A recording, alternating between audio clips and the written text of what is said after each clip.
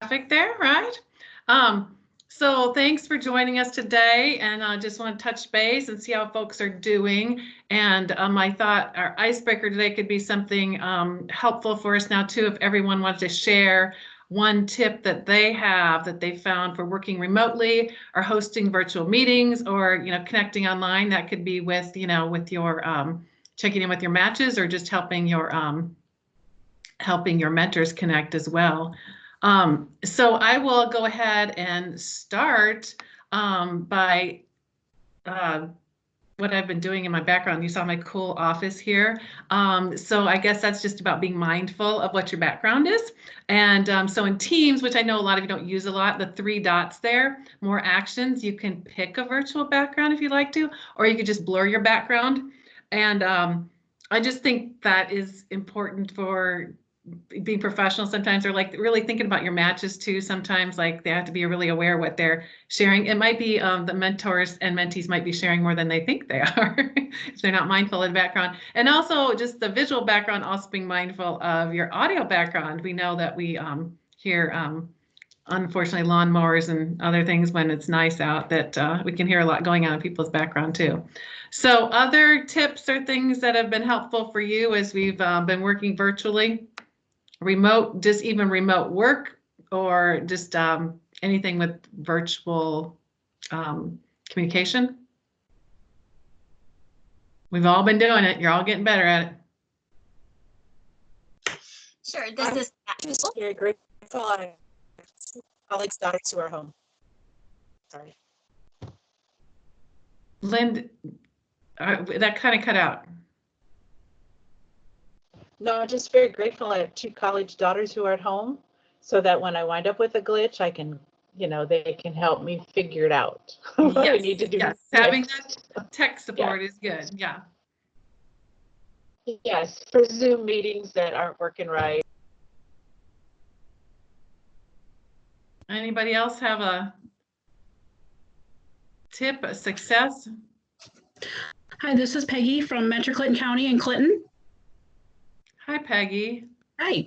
My biggest problem has been making sure I take everything home with me. I'll get home and work. I've been working about 2 days a week in the office, and when I get home, then I realize I forgot that file or forgot to copy something or whatever. So that's been my biggest struggle. Yeah, where things are.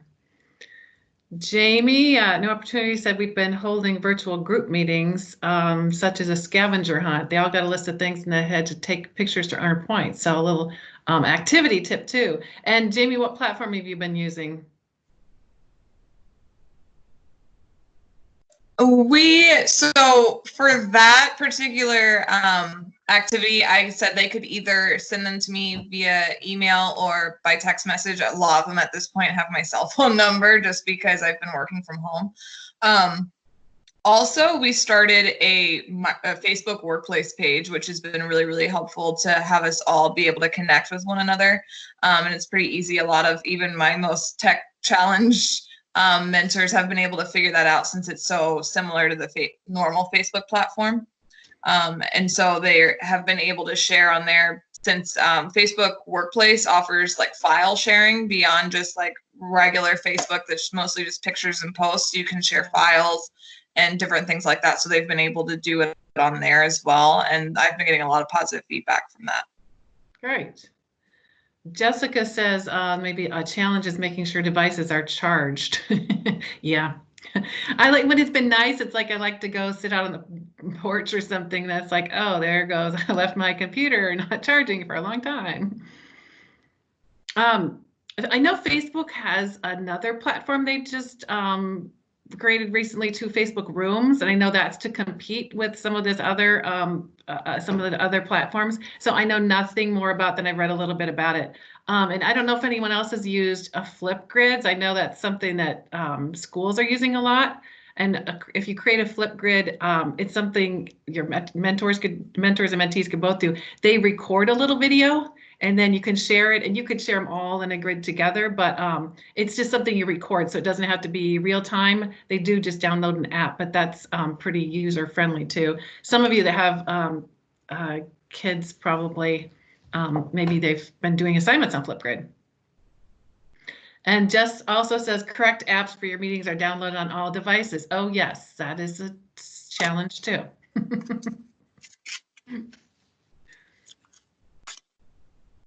Anyone else have anything to share? Sure, this is Cassie, and Yeah. I learned about having a routine so that Yeah. not just waking up and doing the same thing. And so now I've got this like structure to it, and I set things up in my guest room, but now I have like an office in the guest room, and that it feels good. It feels like this is my productive space. And then I took a break. I downloaded Glow, GLO, app on my Apple TV. And so now I do yoga, and I kind of planned out I would do that just to kind of take myself and help me do a little self-care. So those are two things I did. Yeah. Yes, that is not a virtual background. That is Cassie's home office, looking very professional, very nice.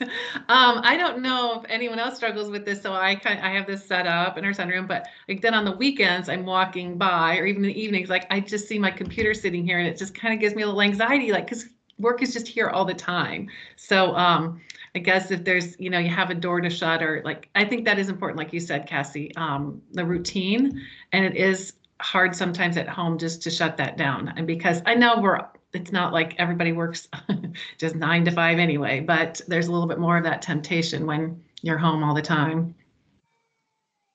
I like the self-care you were talking about too. So hopefully everybody's embarking on self-care in different ways too. Anyone else have anything to share about their remote work or virtual? So speaking of virtual, I'll share a couple of, I'll share the platforms here. The one has been shared before, and then I want to open up to some other questions I'd like people to chime in on. So originally Mentor and I Could Be released the platform for 13 and over, obviously left a gap with those under 13. So now they have paired with Cricut together for those 12 and under.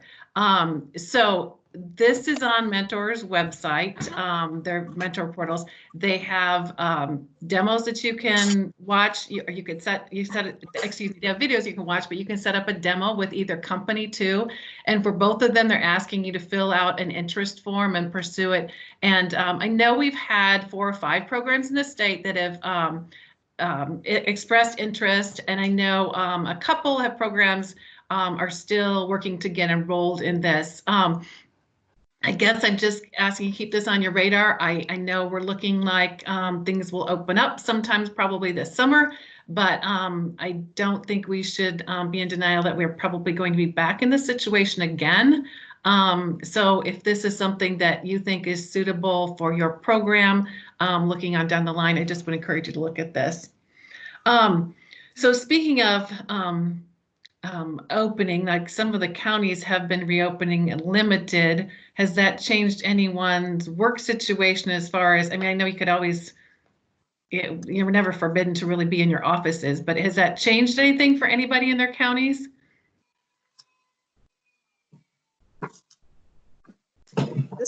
This is Jess. Like our county's open, but Yeah. Our director has like compromised immune systems, so we're still just alternating and only letting like 1 to 2 people be in the office at once, and we have to still be, like separate offices. So I know that's what we're doing. Yeah. Yeah, I didn't know how that, like, really, because like I said, it wasn't that your offices were closed down before, but I know that, people were, mostly that's what was happening. Yeah, so and I guess we're like under the city of Mason City, so we're following whatever they put out, so. And do people have metrics for what's going to have to be in place for them to go back to in-person mentoring? Our program, we've just put everything on hold, I guess, until we get a formal, like, we have a volunteer department through the city, so we're kind of following what they're going by. Yeah. I mean, schools are obviously another thing, and it's going to be summer vacation. And I know school folks we're all going to talk next week too and see what that might look like. This is Cassie. So Des Moines County is still under restriction. Okay. And so we are doing our summer school, all of our summer school, elementary to high school is all going to be virtual. So we made, I was on a call last week with the district about that. So that means mentoring is really on hold for a while. So it's very sad. We don't know when we'll reopen anything. Yeah.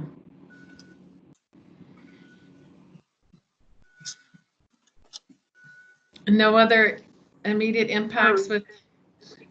So our office has been closed since March 16th, and we've all been working from home. And then that same day, we encouraged our matches to no longer be meeting in person and whatnot. And we were supposed to go back to the office today, but they extended us again until at least the 18th. And we're kind of just going with, as long as we're not in the office, we feel our matches shouldn't be meeting. They are encouraged, of course, to be doing, FaceTime if the parents say that's okay, or letter writing, or phone calls, or texting, and communicate with each other. And all of our matches, I would say, are doing that. But we have canceled all of our group events and anything planned coming up in that aspect. So just it's weird right now. Like Winneshiek County has started opening some stuff, but 2 counties right next to us, Fayette and El McKee, are still completely closed. Different. What do you want? Yeah.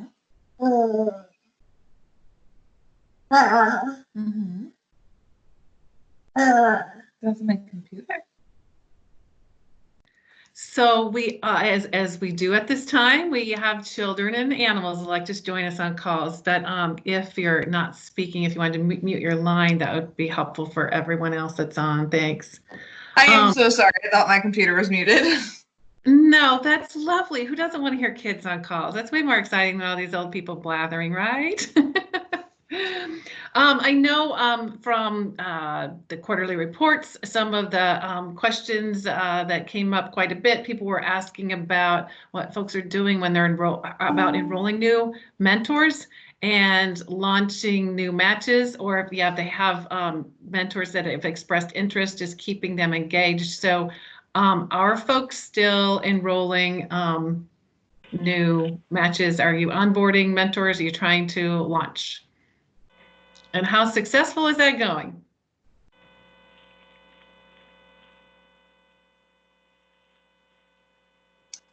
I've been doing interviews via FaceTime, and that's been going pretty well. I just haven't been able to make matches due to social distancing. I think that to build a connection between the mentor and the mentee, especially when they're just starting off, it's kind of important that they actually meet. So that's how we're doing it. Anyways, we're still accepting people, and then we're just kind of putting them on hold as far as making their match. And is anybody doing anything to try to continue to engage them when they're not getting matched?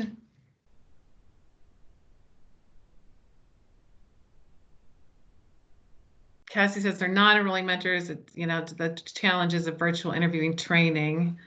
And Felicia said they'll be interviewing and training mentor this week. Test run. Yeah, that's the kind of testing the waters. I know we were on a call with nationally with some affiliates and programs. Some of you maybe were on the mentor call last week, and some programs are doing Zoom matches, and they felt pretty confident with that.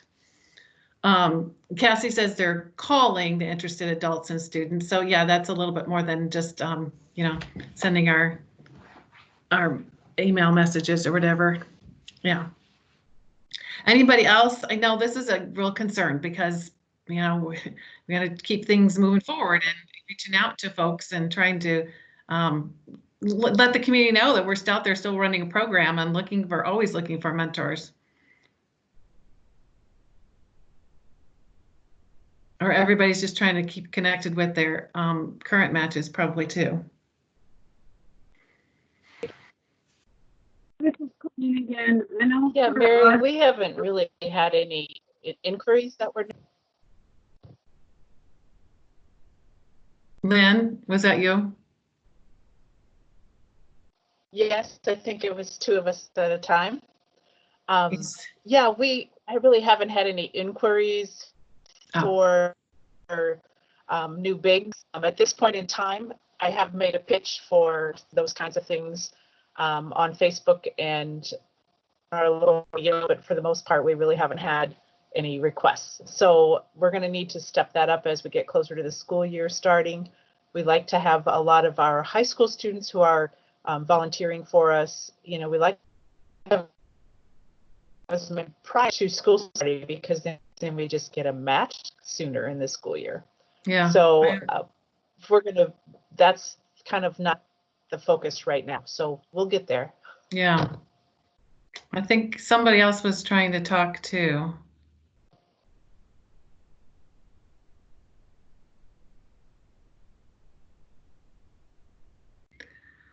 Cassie said she's doing a group Zoom call with mentees and group with mentors, and then get them all in a group call. I know Val, I think, is on too. I know, Val, you did a group call with all of your mentors too, a Zoom call. Is that right?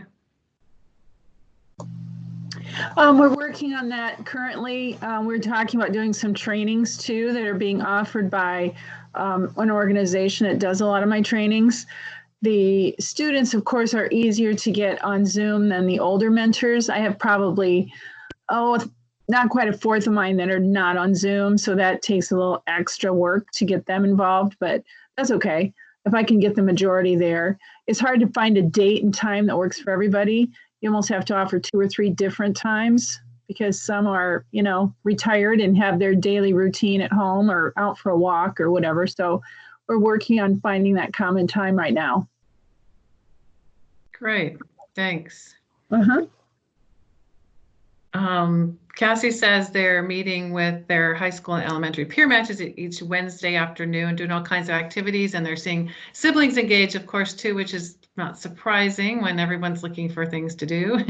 And Peggy says no new inquiries for mentors or children, and just really, trying to keep the mentors in touch with the mentees and not having a lot of luck with families. And I know that if school districts can help you out to get connected with families, that's been successful for programs, and also just going to meal sites, and there's a way to connect with families if you know that they're accessing those resources as well.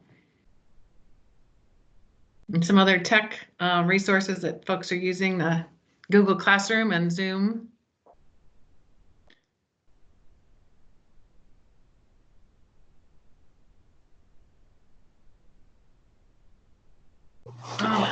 This is Val again. I'm also Yes. doing some mailings to my families.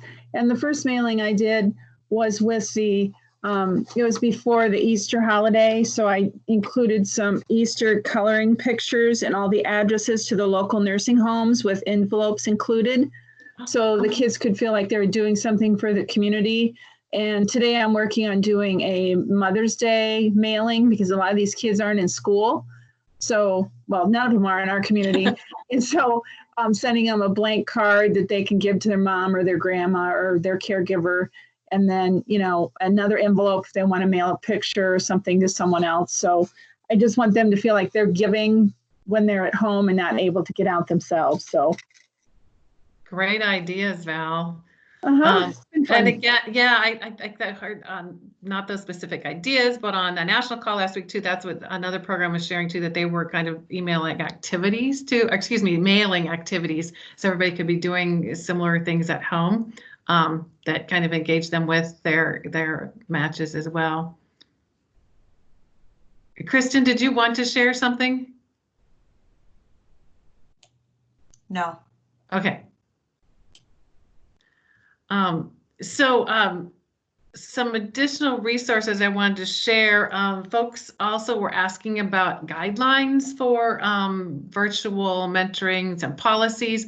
So these were in the last newsletter, but we did have guidelines for the mentors. I'll send this out so you could click on these. Or again, I think most were in the newsletter as well. And then guidelines for your program. But the mentors is something you could just send to them, just kind of reminders about communicating and keeping, staying engaged with their mentee on a call. It's a different situation for both sides.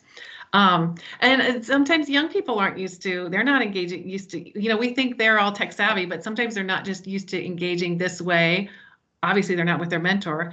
So how to stay focused and that they don't need to be playing a video game while they're talking to their mentor, unless that's the activity they're doing. But sometimes the mentees need that training too about how to engage virtually.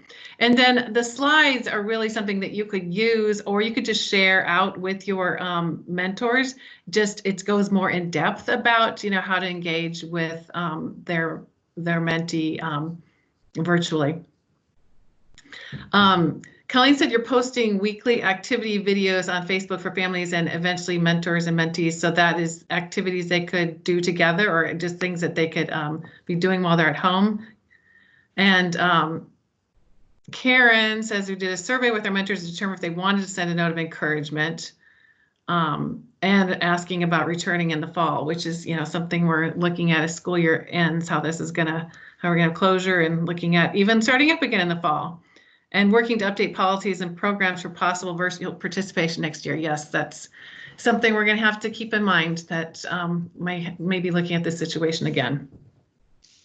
If you're looking for other training for your mentors and something they can do on their own, this webinar is really well done. I think about trauma informed. I think it's helpful for you as program directors too, but also just really digestible for mentors too. And then just a reminder, the match support guidance and closure guidance, those documents are out there too, just for you to reference, especially like we're going to be looking at closure now, unfortunately, for school year programs that, when we're not going back to school this spring.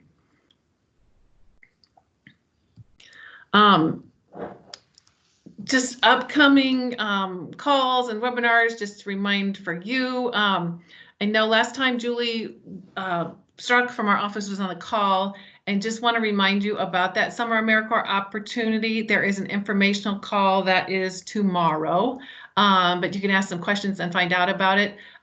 Really, the administration of that is all going to be taken on by volunteer Iowa staff. It should be pretty painless for you. It's no cost to programs.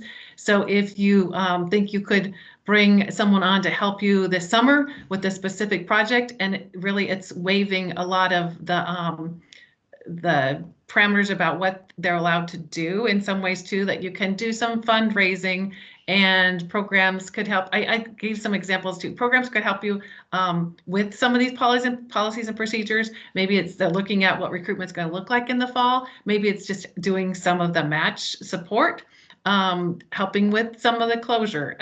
There are a lot of things that they could be doing with all of these changes to your program. So encourage you to think about that. If you have time to hop on the call tomorrow, there will be a recording too, so you can get some questions answered. I can't emphasize enough that I think this would be an easy lift for you if you could recruit somebody, which I know volunteer I was recruiting members as well, but it might be an easy way to connect. Yeah, and this is a live link, but in case I don't get that out, before tomorrow, I can send the link. It was in the newsletter too, but I can send it out. And then Thursday is it's the second of Mentors national calls with affiliates, but also programs. They really do want to hear from boots on the ground that are running these programs. And so this is going to be about organizational leadership and change. So just what that means for you as an organization. And I know finances are of huge concern to small nonprofits. The next Monday, the 12th, we're going to have a school-based programs call that you're welcome to join, looking at some of the particular challenges for school-based programs as we wrap up this school year and looking what if there might be summer programming or reconnecting in the fall, what that might look like as well. Then May 14th is the last of mentors calls for right now, meeting the needs of youth and families now and moving forward. And that's, I think a lot of looking at which mentoring does all the time, looking at their social emotional needs and other personal needs that youth and families might have. Again, if you didn't notice in the newsletter, Mentor has another survey out right now asking for what program needs are, and I really encourage you to fill that out if there's something that you would like them to be addressing at the national level. Looking at, I mean, they really came through with the virtual platforms, and they're certainly providing all kinds of resources, and I really do appreciate these calls, especially that, the programmatic calls too. We have the calls as affiliate staff, but really for all the programs to connect across the country too, just like we're doing on this call. It's nice to hear that you're not alone just in Iowa, but that folks all over the country are going through this as well. So since that call is May 14th, it would be right before our other peer share call, and with all of the other program calls we're having this month, we were not going to host the May 14th peer share call, and then we'll host again a call like this on May 18th for programs to connect once again and follow the similar format, throw out some questions, open up for discussion. I would love to hear from folks in the meantime too, if there's certain things that you'd like us to address on that call, if you'd like us to address something in particular. Otherwise, we can just throw out topics. So I'm going to be quiet for a second or two here and see, we've had lots of chat. If there are other things that people wanted to share or questions you wanted to pose to the group, and see how other programs are handling things. This is your chance.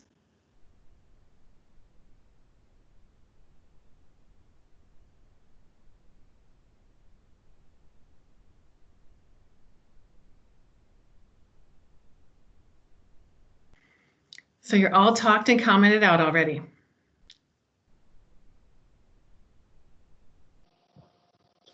Mary? Yes. I have a suggestion, I guess. Sure. News that DHS is concerned about the numbers of reports are low. And a great deal of that is that we have kids who are not in places like schools that are being somehow assessed or watched on a daily basis. So is there anything that as mentoring, our mentors are interacting with their littles, or anything that we should be doing as kind of a check place or a checkpoint for the basic welfare of how our kids are doing, whether it's through match support or asking our bigs. There's kind of a fine line when we work with families, but do you have any suggestions? And maybe that's one of your call ideas down the line.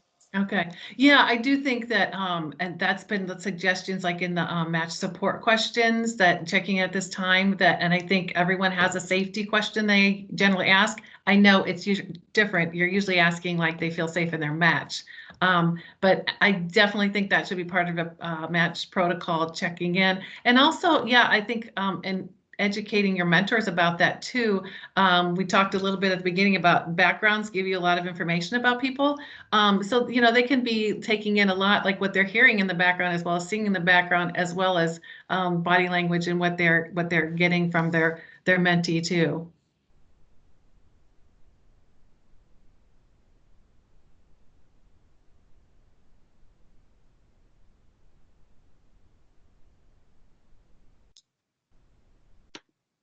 My screen just changed. Mary, are you still there?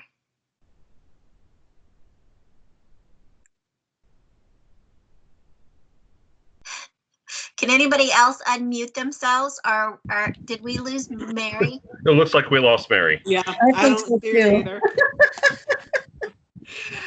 Oh, that's funny. I'm assuming she'll try to jump right back on. Hi, Nicole. I see. Oh, I am back. I am back on. I'm just she's unmuted. back. I've been Okay. talking to myself. Okay. Let me see if we're recording still. Still we're recording. great. Well, good. Hopefully it didn't catch me saying any bad words when I hung up. Okay. Okay. We did not hear any bad words, Mary. Well, the recording might have. We hope so. Not so. Okay. Well, that'll be on you then. So Bailey asked a question, and maybe this is something people could add to chat. What kinds of activities are mentoring programs doing during online group mentoring sessions that they've done? We heard about scavenger hunts and bingo and looking for other out of the box ideas. And Colleen said we just had someone lead yoga and did a yoga session yesterday.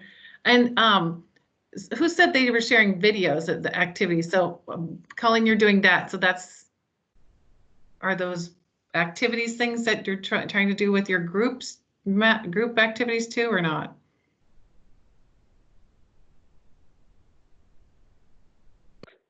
Okay, so the activities that we were doing, like I taped my daughter, who's a mentee, making cloud dough, and then we posted it to Facebook. Okay, great. It has like the step-by-step, like this is how you make cloud dough.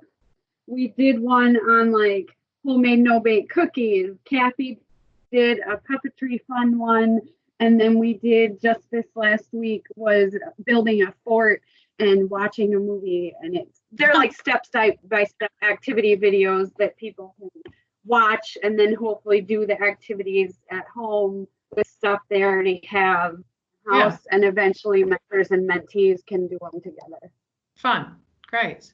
And Jamie shared again that the zoo offers virtual lessons. I don't know if anyone's tried, there's so many zoos and museums have the virtual tours you can do too, which could be something you could show that video, that screen, and have a whole group participate in that too. I don't know if anyone's tried that.